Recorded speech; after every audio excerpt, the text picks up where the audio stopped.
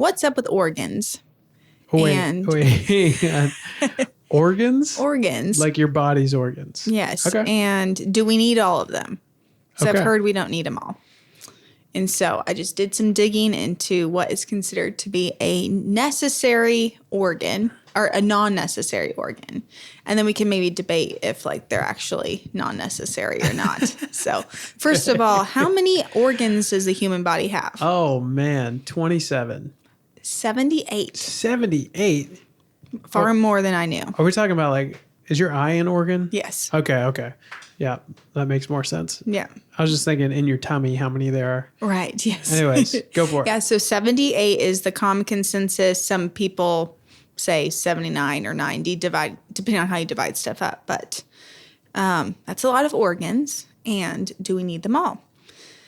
So first of all, I looked up what an organ is because I'm like, if there's 78 of them, I must not be fully understanding what an organ is. So the word organ comes from the Latin word organum, which means tool or instrument. So an organ is like a tool. It has a purpose. An organ is made up of various tissues, muscle, connective tissues, nervous tissues, etc., that work together for a main job or specific function. Okay. So they've decided that we have 78 organs that all have different primary functions. Not that they don't maybe have some overlaps, but 78 individual functions within the organ. Is your brain counted as one or multiple organs? Because I know there's, okay, gotcha, just one. Even though you have different sections or however that works. Yeah. So what do you think is the most commonly stated organ that we don't need? Let's see. Or the most common one people Oh, don't yeah. have? It's not the pancreas. It is the appendix. Okay, that's pretty high up there. But there's one above it, which is the wisdom teeth. Oh. So your they're teeth, organs? your teeth are considered to be an organ as opposed to a bone. Because they're tools. Yes. Oh. Exactly. Okay. Odd, but we're going to go with it. So wisdom teeth. So I'm going to go in order of like the most, what I view as the most we don't need it, to like further down the list. I'm like, I'm pretty sure we kind of still need that. Yeah. I love this. So wisdom teeth, also called third molars. According to evolution, we evolved to eat tough plants, and our modern jaws are smaller now. We don't have to chew on plants. So we don't need them anymore due to evolution. So millions are extracted yearly with zero downsides once gone. I don't love that zero downsides because like you had some pretty downsides when you had your wisdom teeth taken out. Yes. Yeah. It was pretty terrible. And in fact, I can't chew as well as I did when I had them. So there's not zero So this whole downsides. evolution thing is crap because I'm like, I feel like if they're there, we would use them. Totally. So this is interesting. About 2/3 of Americans 45 years and older don't have their wisdom teeth. Okay, they don't have their wisdom teeth. So that about makes sense. 2/3. Now, for people 30 and younger, only a quarter don't. So it's become something that is less common to automatically remove your wisdom teeth. Huh. Whereas back in the day, it was kind of like you just get them pulled just as a given. So now dentists are like, we're only going to take them out if they're causing a problem. Right. Yeah. Whereas back in the day, they're just like, take them out. Yeah. I wonder if it's because of all the infections that used to happen behind the wisdom teeth, or they would compact or impact the other teeth. So that makes more sense. Right. Or there was, hey, this could cause a problem. We're just going to take them out before it is. Yeah. Kind of a thing. So about half of Americans approximately don't have their wisdom teeth. They don't have their wisdom teeth. It's surprising that the other half do. Yeah. Or are you saying half don't have because they got them taken out, or half don't have just because they never came in? Because I know that's a thing too. Right. No, most everybody has wisdom teeth, even if they don't erupt, they're kind of below the surface. So 50% of Americans have had them taken out. Woo. Yeah. Baby girl. So do you agree that those aren't a typically needed organ? They're not typically needed. I don't think that they're completely unneeded. There we go. I think the blanket statement that they're completely unneeded is a little harsh. Yes, yeah. I would agree too. But I would guess that if you don't have your wisdom teeth, like I don't, you're living life just fine. Yeah. So the next one is the one you brought up, is the appendix. Which, do you know what the appendix does? It bursts. I love it. I didn't know what the appendix actually did. So it is a small finger-like pouch, which I don't love that description. It doesn't make any sense. Finger-like pouch that is connected to your large intestines that was long called useless, but it acts as a safe house for beneficial gut bacteria that can repopulate your intestines after you're sick. No. So if you've had severe diarrhea, your intestines are stripped of everything good, your appendix is like, hey, we got some in our finger pouch, and kind of just jams it into your large intestines. That's so crazy. So they're actually related to your immune system, can be very helpful. Millions of people have it removed due to appendicitis, which is when your appendix gets sick and is going to explode, which if it explodes, it's a very bad deal. But they have found that there's no measurable long-term change to quality of life or digestion, and around 10% of Americans have had their appendix removed, which I find hard to believe. Because I don't know a single person who's had their appendix out. 30 million people have not had their appendix out. That's nuts though. That's not true. 10%? Yeah. Have had it out. Yeah, that's crazy. That's crazy. I mean, I don't know if I believe that. Yeah. I don't know. I only know 2 people in my own life in 30, almost 32 years of life who have had their appendix burst. I think I knew a girl in middle school that had one, and that's it. I mean, so I'm going to have to dig more into that. Yeah. I was like, what? And we know everybody in the world, so it's fine. I mean, obviously, you're like, hello, nice to meet you. I have had my appendix out. Yeah, totally. That's just obvious, normal conversation. And people say I'm not good with conversation just because that's how I start my social interactions, but they're full of it. Do you have your appendix and gallbladder? How about those wisdom teeth? Honestly, open up. I would rather do that than talk about the weather. Be like, appendix? No. Although I remember we were at this hangout 5-6 years ago, and a girl was talking about how she had like absorbed her twin in the womb. What? You know, because that'll happen like at a very young age, early on in pregnancy, that sometimes the twin can absorb the other one. And I was like, maybe that's something you don't bring up in conversation. You know, this is gross, but I also have a friend who had absorbed his twin in the womb, and the twin gave him like teeth. I've heard of that. And an abscess on his back. Yeah. Yeah. So he said he had the strength of a man and a half, but I also had the teeth of a man and a half, that's a harsh trade-off. I would rather just have the strength of a man. Wonder if he had the wisdom teeth of the brother. That's true. Just the wisdom teeth. And the appendix. Which is good because he got them removed. You know, that's so totally nasty. Useless teeth. No, that's a rough one. We should look into that. That's a weird one. That's crazy. So I'm going to have to like really dig more into the 10% of appendixes out. I don't know if I believe it. Gallbladder is the next one, which you're familiar with. Tell us about gallbladders. So gallbladders secrete bile into your stomach when you eat something that needs to be digested.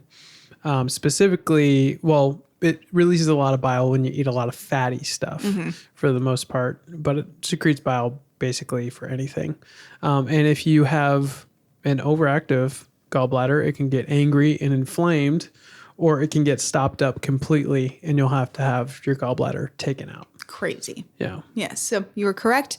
Your gallbladder stores bile that comes from the liver, and then it pumps it into your stomach to help you digest fats. When it's removed, your liver still produces the bile, and it just kind of drips steadily into the intestines rather than being stored and released when you eat food. Most people adapt completely fine. Some temporarily need a lower fat diet or struggle with constipation, but complications are rare. And about 5% of Americans have had their gallbladder out. Yeah, my dad is one of those 5%. Yeah, I remember that one more.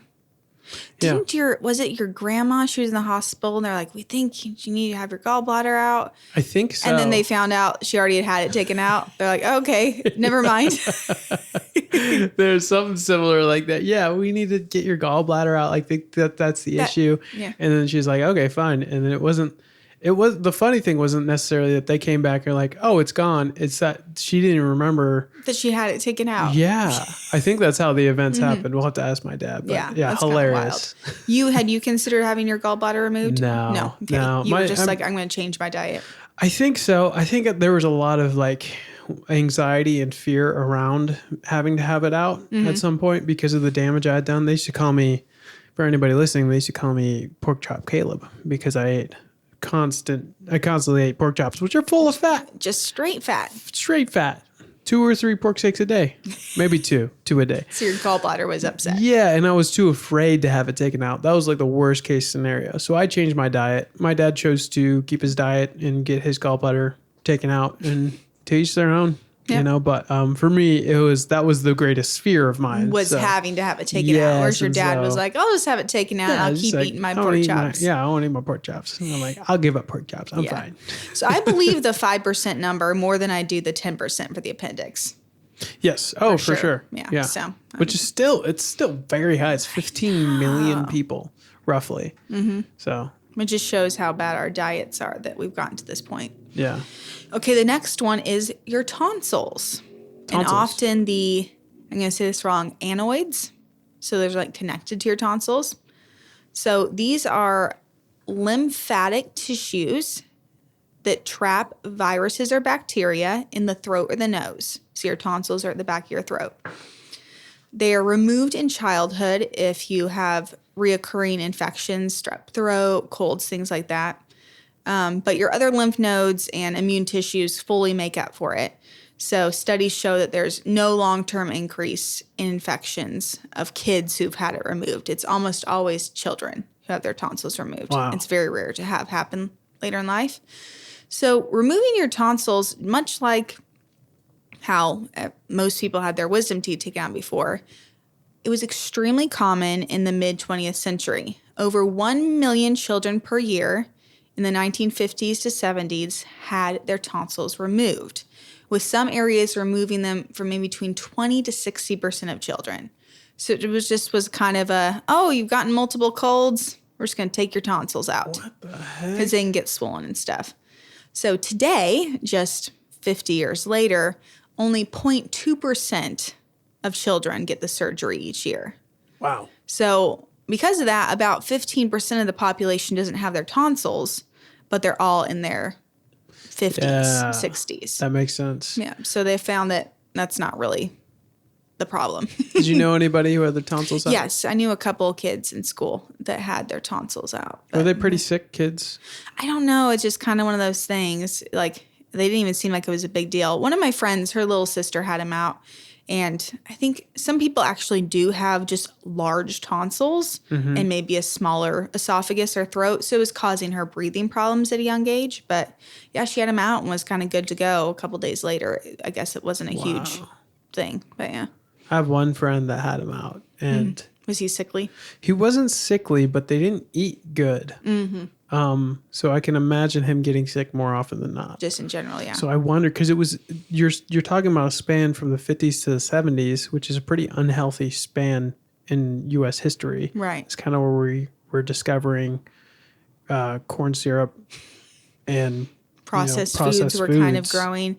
And it obviously was that, hey, here's the solution. Just like with the wisdom teeth back in the 70s and 80s. Yeah. So I wonder if diet has something to do with it. Because if your kid's sick all the time, you'll be like, hey, get those tonsils out of there. I'd rather him not be sick. But you didn't know any better because of the diet back then. Right, yeah. Could be, and it could also be we look back, 20 years from now, and it's like, what? You had 70 vaccines when you were a kid? Yeah. That's crazy. We only do 5 now. Totally. So it could be just this overcompensation kind of thing. Yeah. So that was kind of wild.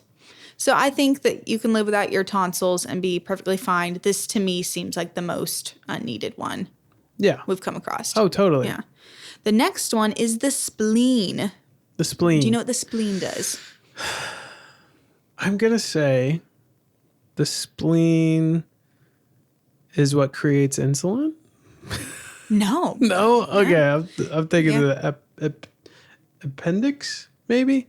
I don't know. That's right. No, not the appendix. I didn't know what it was. We just talked about that. Tell me what the spleen is. So it filters blood, stores platelets, and helps fight certain bacteria. Oh, wow. So it's commonly removed after spleen disease or like a traumatic injury. Spleendinitis. Yeah.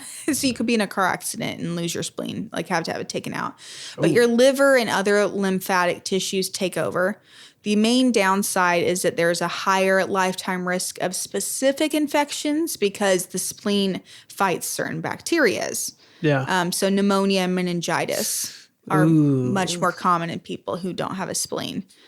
So people just often get vaccines or take antibiotics for those kind of things. But Why they call it meningitis, not womeningitis?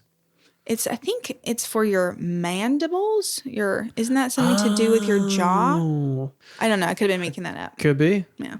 I just thought it was a bit sexist. I will take that. Womeningitis. So spleen, to me, that seems more important. Yeah, I think so. Yeah. I think so. I think I would rather have my spleen than not have it just because of the meningitis. Yeah, the pneumonia. meningitis. And it filters your blood, which that's always good. Mm-hmm. Yeah. The next one is something I hadn't heard of, is the thymus gland. I have no idea what that is. Okay, so it helps develop T cells, which again, what's a T cell? That's a testosterone style. No. Dang it. Great. Thanks for asking. I'll tell you. So it is an immune system benefiting white blood cell. So it's a certain type of white blood cell. Okay. I misspelled benefiting, so I'm fixing it.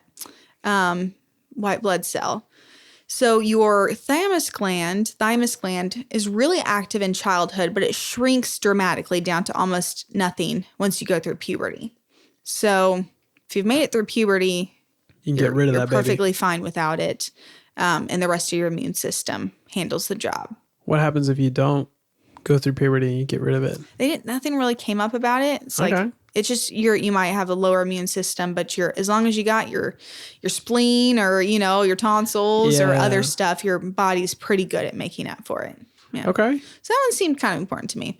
So now we get into some gray areas. Okay. I would say. Okay. Okay. Your kidney. You need those. But you 100%. only need one. So we have 2 kidneys. Yeah. So people donate their kidneys, or if they lose one and they can live perfectly normally, their remaining kidney actually enlarges and grows to compensate and handles it. So people with 1 kidney might need some checkups more often, especially if they had kidney disease, to make sure that their kidney's okay, but really don't have many restrictions on life. Man. So I put that in the we still need it category because you got to have at least one of them. Yeah. So it's important. I would put that up there with, this is just me. Mm-hmm. I would put that up there with lungs and heart for me and brain. Like that is so pivotal because if you don't have that, you have to go onto dialysis, right? Which would suck. Yes. Oh my God. That would be so brutal. So that one's a big one for me. Yes. I will rank that pretty high at the end of this. Yeah. Speaking of also is the lung. So we have 2 lungs. We can live with just 1 lung. 1 lung is enough to breathe, oxygenate your blood. Your oxygen capacity drops by about 25%. So I thought it was going to be 50-50, but 25%. So people with 1 lung, they probably aren't going to be out there running an ultra marathon, but many people live very full lives. I wonder what takes the place of your other lung capacity, like in your tummy, because your organs can shift around there now. Yeah. I know your intestines are lower, but if that's space, what happens if that's empty? because your lungs, when they're full, they're relatively large. Yes. And so there has to be something to fill that cavity. Yeah. Anyways, yes, that would suck to lose a lung. I think that's not up there with kidney for me, but it's right below it. Yeah. So that's why I put kidney and lung in that kind of gray area, because you do need your kidneys and your lungs. You just can live with only one of them. Interesting. I didn't know that. Yeah. I did not know that. So next we go on to some reproductive systems. Your uterus, which is what holds the baby. Gotta hold the baby. If it's removed, which is called a hysterectomy, it can be removed because of cancer or other problems. It has no impact on your life except for that you then go into menopause and you can't get pregnant anymore. So that's why I'm like, that is important, but you can live without it. But you do go through menopause, which can be really, big deal if you're in your 30s or something. Yeah. Which then gets into the ovaries or testes if both are removed, which is another one of those where you could just have one removed and still have a normal sex drive or be able to have a baby. but your hormone production stops if you have both removed, which can cause some problems to bone density and your sex drive. Obviously, you can't reproduce, but many people are put on hormone replacement therapy, which allows them to have normal health and sexual function and things like that. So once again, I'm like, I feel like it is necessary to reproduce and live a full life, especially for hormones, but you can technically live without it and be fine other than those factors. Technically, for sure. This would be a huge bummer for either a man or a woman to lose, because it is like, it's such a human part of existence, like the sex drive and the be able to reproduce. That is, it's just basic humanity. It's like humanity 101, what we're here to do, kind of.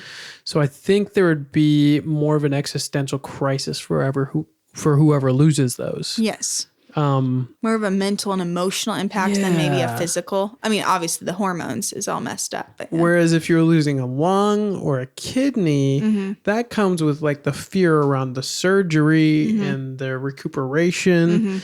If you're losing your ability to reproduce or produce specific chemicals that your body needs to affirm your man or womanhood, that comes with the whole emotional baggage. Yes. So I would put this a little bit higher ranked than the gray area. I don't know. This is, of course, I still want my brain and my heart and my whatever keeps me alive more. But this comes with like emotional baggage. Exactly. So this is in a whole different section for me.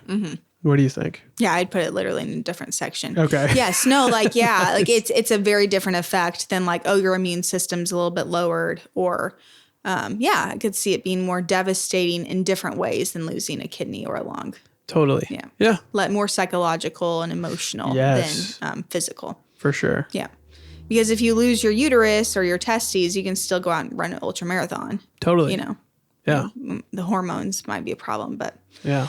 So then I put these next 3 or 4 that came up in intervention needed. So you can live without them, but only with the help of, modern medicine. Kind of a thing. Like, I'm like, why is this on the list? Some of them I just straight took off. Intervention needed. Like, we got to have some help. So like people sit you down and be like, we have an intervention. This is an intervention. You need a heart. Yes. You need to keep your heart. Right. Yeah. So one is the colon, which is your large intestines. Oh, wow. So you can live without it or without large sections of it. Sometimes it's removed because of cancer, Crohn's disease, ulcerative colitis. The small intestines take over and work harder, but people will either need to go to the bathroom a lot or have a colostomy bag where your body kind of just poops out into the bag. So that's where I'm like, if you have to have a medical device, then it really is needed. Yeah. Yes. Yeah. Without medical intervention. That's fair. That's very fair. I would agree with that assessment. Yeah. The same thing for the stomach. We know of like gastric bypass surgery, which is like a weight loss surgery where they pretty much like staple off the majority of your stomach.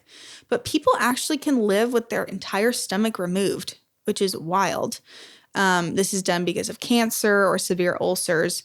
And what happens is the food dumps straight from your esophagus into the small intestine.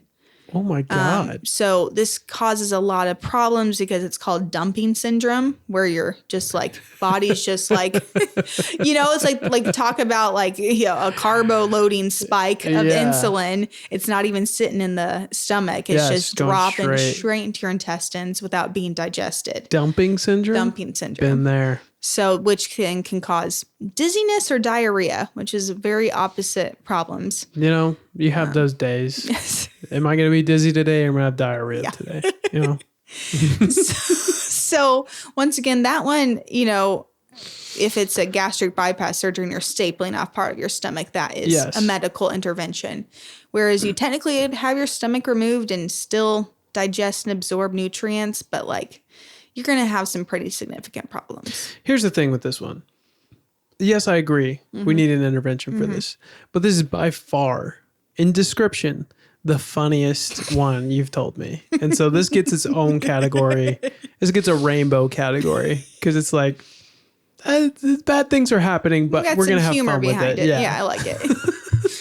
All right. The next one is the bladder. So it can be removed primarily because of cancer would be the problem. And surgeons can create a new reservoir from your intestines called a neobladder, or they can give you an external bag. So you have to kind of empty it on a A schedule. colostomy bag. Something like that. But isn't that crazy that they can like kind of staple together parts of your intestines Hey, man. to form a bladder? We have a sack that's the shape of a finger inside of us. Right. You know, I'm assuming they can make a bag out of anything, and Right. it'd be better than that. So once again, like necessary without medical intervention, but amazing that we're able to Totally. save people from that. And then the last one, which you're not going to like, is the male appendage. The penis. Yes. I didn't know if we should say that. So not necessary for life, necessary for reproduction and other things. But if you do lose it, you do need a surgery so that you can still pee. So that's why I put it in like it hypothetically is much less necessary than your bladder, your stomach, your colon, a lot of things. Yeah. But because you pee through it, you have to have a surgery to help resolve that if you lose the rest of it. Yeah, I had no idea about that. I thought you just pee out of a hole. They just kind of have to make sure Pee hole's clear. Yeah, and it stays open. Wow. Yeah. They probably have to put like a stent in there or something to hold it I'm not open. Sure. Yeah. Yeah. Horrible to think about. It's horrible to think about, but I would put that in the gray area. Yeah. You know, because it's not necessarily. Like, it comes with the emotional baggage of not having it. Like the same thing with losing your testicles or your ovaries or your uterus comes with emotional baggage. So I feel like it's in that extreme gray area for me. Totally. Yes. Yeah. Exactly. Yeah. So those were I think 10 organs that we don't really need, although as we found out, we do need all of them. Yeah. They all serve a purpose. Like I really just thought the appendix or the tonsil were kind of like just extra. But I think even back in the day, they were like, oh, this is just an offshoot of evolution, or we used to need this, but they all have a benefit. They've all got a benefit. Yeah. We've all got a place in the kingdom of God, you know? So which one was the most parts of the surprising to body. you? I would say the appendix, that it has a use. Yes. I'd heard rumors, like whispers on the wind, like appendix does something. And I'm like, who's that? Who's that? Who's there? But to actually hear scientifically that was great, babe. Thanks. Thanks. That there's a reason to have an appendix is, I don't know, that's pretty enlightening to me. Yeah. What about you? For me, it was the tonsils. Just in the fact that, just 50 years ago, like 50% of children in some places were just having their tonsils taken out. And now it's 0.2%. Yeah. Just showing how much that did not Do help. anything. Yeah. Yeah. Wow. Yeah. So Great topic. pretty cool. Thank you. Super fun. Really random. Nice job. So God made us to need all 78 of our organs. 78 is so crazy. And yet he made us where our body can adapt if we don't got certain stuff. Yeah. Pretty cool. Dang. Yeah. I'm Nice. really thankful I've got all my organs. Me Other too. than my wisdom teeth. Same. Yep. So we got 77. Yep. Oof. That's pretty good. Doing pretty good. Definitely a passing grade. Yes. In the 90s. Yeah.